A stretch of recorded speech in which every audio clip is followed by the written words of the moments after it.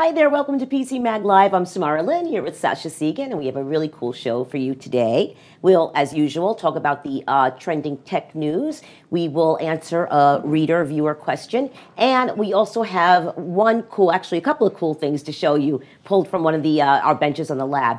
So today's show is brought to you by Intel, which invites you to check out its new pop-up Intel Experience store in New York City. Now, this unique, ever-changing environment provides the opportunity to get your hands on some of the latest Intel-based tablets and two-in-one devices, and you can even test drive some of them at home for a 24-hour period, so you can really try before you buy. So catch the Intel Experience store at 262 Mott Street in Nolita, open now through January 25th. And for more information, just go to intel.com/stores. So let's get to the news. So the big announcements today, Sasha. Instagram Direct. Yeah, Instagram, like literally an hour ago before we started doing this show, announced an instant messaging service. Because what the world really needs is another social network instant messaging service. Clearly, there's a shortage of instant messaging services available to Americans and global consumers. So now you can send photos through your Instagram account up to 15 people. And you can only send the messages to people who you follow if they follow you, and it's available on the mobile apps. But it's just like, haven't we hit social network messaging saturation yet? We can't like, get enough. Didn't we hit that 5 years ago? I just find what happened was, I think a couple of days ago, Twitter announced that you can now send pictures in direct messages, right? And Twitter and Instagram are locked in this death match at this point. So, so if Twitter has a feature, Instagram has to have a feature. If Instagram has a feature, because Instagram is Facebook. So if Facebook has a feature, Twitter wants to get that feature, and I just don't know. I guess this is fine for people who love Instagram, but it's not going to draw people over to the service, right? Yeah, I mean, I've never used Instagram. I just don't. I don't know. Me neither. I'm not a very visual person. Yeah. But my wife, who is an artist, is a very visual person, and she's like Instagramming all the time. Sure, so, makes sense. You know, I guess there's room for more than one social network in the world, and if Instagram is yours, now you can send direct messages. Yeah, have fun with it. So our next story, causing a real big stir, Yahoo Mail goes down. So. Well, I mean, the big stir is that Yahoo Mail has been down for a while, and yeah, Yahoo is just now acknowledging it. It's been going on for basically since Thanksgiving for some people. Oh. Yeah, and it's been getting worse instead of better for a while. And Yahoo finally said, yeah, we're sorry. There's something wrong with our email service. And this is kind of freaky because that's one of Yahoo's core services. And you think if it takes them 2 weeks to fix a bug with their core service where people cannot send or receive mail, what kind of condition is this company in? Yeah, and they're being kind of cavalier about their response to users, which I think is getting a lot of people pretty angry. Yeah, and now if you look at Yahoo, a couple of revs ago, they were our editor's choice for webmail. I remember Jamie Landino reviewed them a while ago and just gave them this glowing review. But if you look at our more recent review, they're falling behind Outlook.com and Gmail on things like voice chat and video chat and auto filtering. And so Marissa Mayer, get up there, get on stage, tell us why you're going to be the best, or you are just riding this ship down. But the biggest question is, who's still using Yahoo Mail?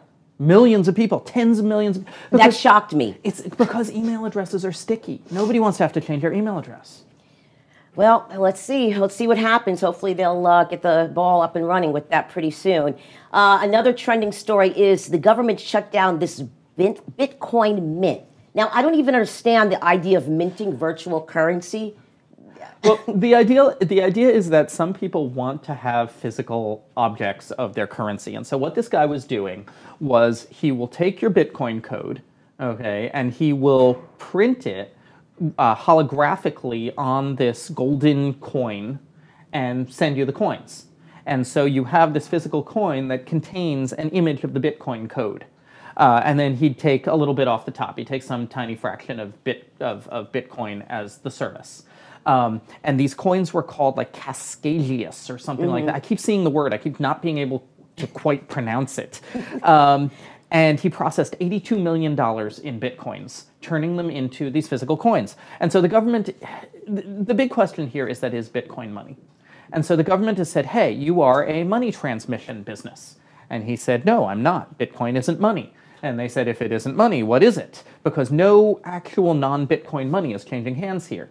Right. And this is just part of the great confusion over what the heck is Bitcoin and how should it be regulated? Well, even the body that shut him down, they seemed very vague about why he couldn't operate. Like they're unclear. Yeah, they don't know what's going on. About. They just have a sense that somehow money is involved here. And if money is involved, why should, there's one way to look at it of, oh, Bitcoin frees us from all of these regulations. But another way to look at it is why should Bitcoin businesses have a deregulatory advantage over all other kinds of money businesses? Shouldn't there be a level playing field? Right. There's a lot of implications, and we'll keep an eye on this story because I don't think Bitcoins are going away anytime soon. So, so we have our question of the day. So Sasha, Neil asked on our message boards, I've heard an Ubuntu phone may be coming out next year. What's up with that? What's up with that is that Mark Shuttleworth said, an Ubuntu phone is coming out next year. And that's all we know. That is literally all we know at this point.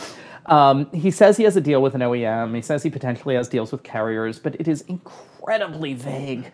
And it's just so vague.